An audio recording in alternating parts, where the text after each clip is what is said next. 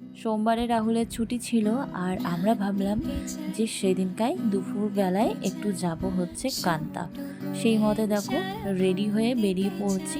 এদিকে পুটুন পাখি ঘুম দিচ্ছে আর আমরা দুপুরবেলায় বেরিয়ে পড়লাম। ফার্স্টে যাব হচ্ছে তোমার শর্মিষ্ঠার বাড়িতে। শর্মিষ্ঠা ওর জন্য একটা জামা নিয়েছে, সেটা নিতে।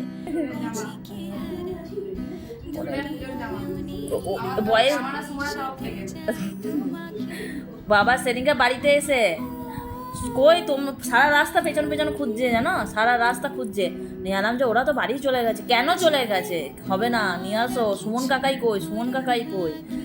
সুমন শর্মিষ্ঠা পুটুনকে খুব ভালোবাসে আর পুটুনও খুব মিশে গেছে ওদের সাথে, খুব কমফোর্ট। আর প্রতি বছর শর্মিষ্ঠা সুমন পুটুনকে একটা করে জামা দেয়।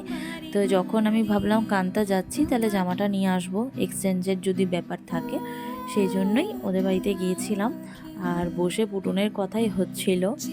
আর তারপরে চলে এলাম কান্তাতে শাড়ি নিতে, রাহুলের মায়ের জন্য আর আমার মায়ের জন্য। আর এখানে কালেকশন, প্রচুর কালেকশন, তোমরা গিয়ে অবশ্যই দেখতে পারো যারা কোনোদিনও কান্তাতে যাওনি।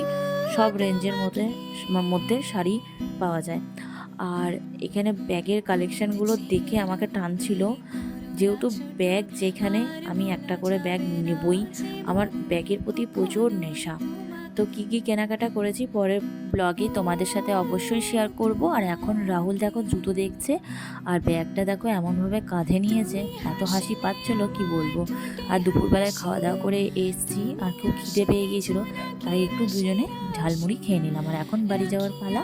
তো ব্লগটা কেমন লাগলো জানিও, পরের ব্লগে আবার দেখা হবে।